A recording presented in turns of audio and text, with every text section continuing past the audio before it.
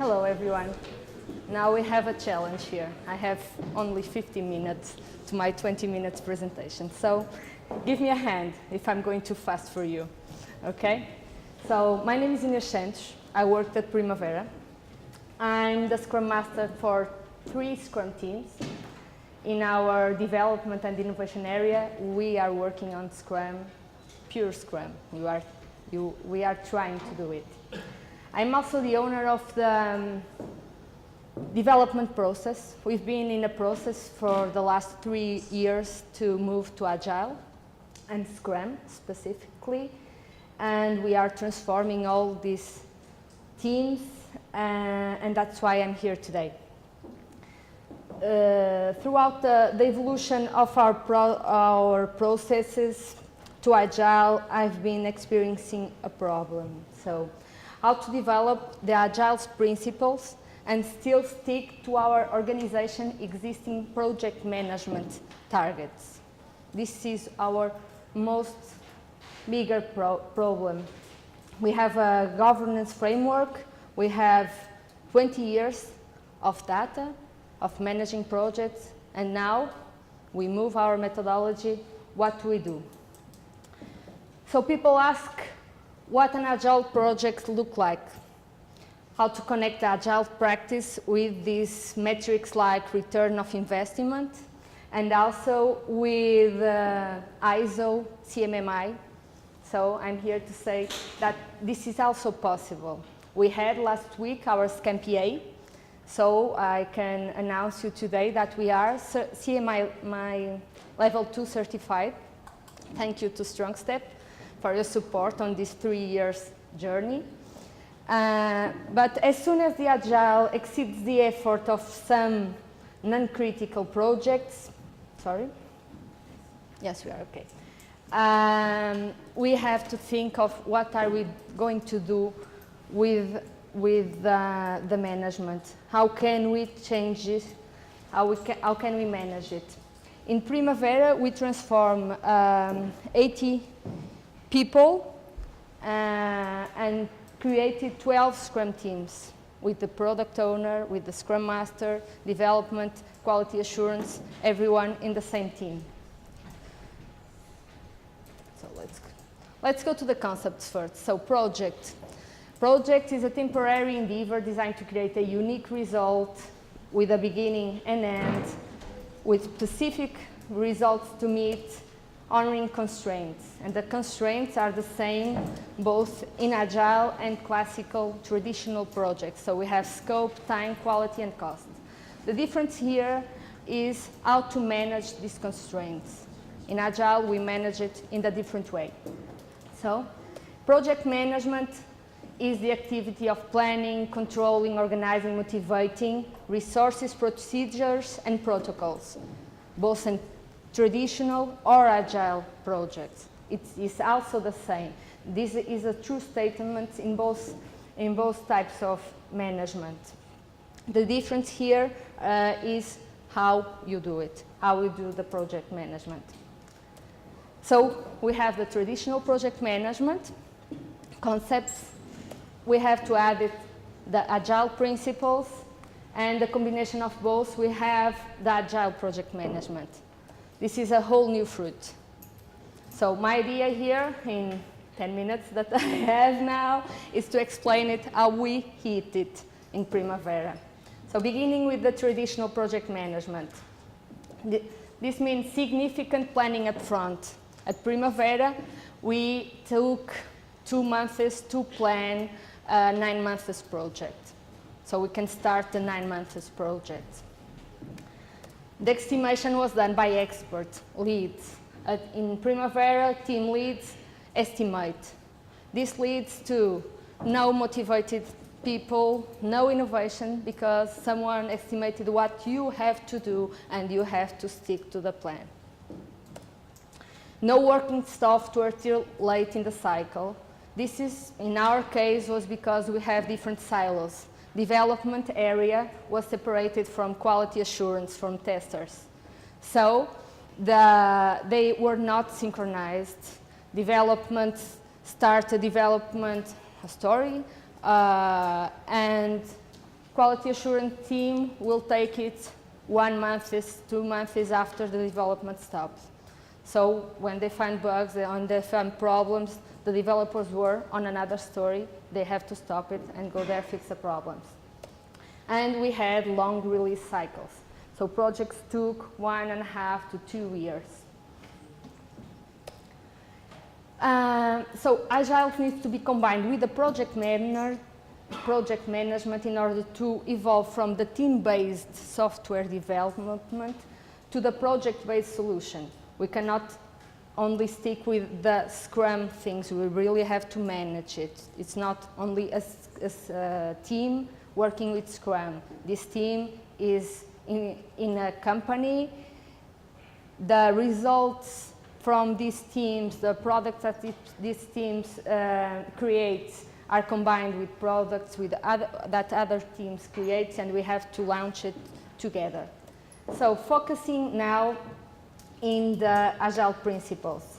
I choose the following from the 12 principles that I think they illustrate well the change to Agile project management. So satisfy the customers through early and continuous delivery. What did we do to achieve, to comply to this principle? So, as I said before, we created 12 Scrum teams. We have teams with, they are responsible for 1 or more products. They have all teams a product owner, all teams developers and testers assigned. The only ones that are in more than 1 teams are Scrum Masters. Scrum Masters work in more than 1 teams. And there's here, you may look at it and say, oh, that's normal. But in Primavera, a sprint review occurs in every sprint end. And I know that there are other companies doing this Scrum but where this does not occur. For us, it's very important that we have sprint reviews at sprint end with all stakeholders involved, not only the Scrum team. Our client is present on the sprint review and give us very important feedbacks. Welcome changing requirements. So how do we manage it? Because the changing happens in the beginning of the project, middle, and even closer to the end of the project. We consider a 30% of uncertainty in every project we have to accommodate this change. And we stopped having a delivery date, and we have now a delivery date interval that accommodates this 30% of uncertainty. Delivering working software frequently. Our cycle was 1 month of calendar normally. Now we have sprints of 1 to 2 weeks. And this last but very important principle is to inspect. In every of our sprints, after the sprint review, we have a sprint retrospective. This only with the Scrum team. And the team has to inspect how the work was done, how were we working, what are we going to do different on next sprint so we can do better. So that we have checked now the traditional project management, the Agile Principles. So let's look how we can plan and budget an Agile project with this. So we start with user stories. Product owner, write user stories, create a product backlog. The Scrum team together, the whole team, that's an important topic too. The whole team sits with the product owner and grooms these user stories. They estimate with macro estimations the backlog. At the end, we have a sum of points, 100 points, for instance. What do we do next? We grab the team velocity, and with a simple math, we have a date that is the number of sprints that we need to do this backlog. Here starts a difference.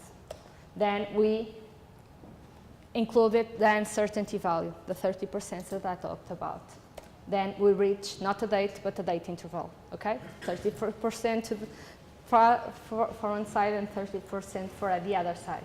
And with a simple math, with the cost hour, or cost per sprint, or cost for team, we have the cost interval. So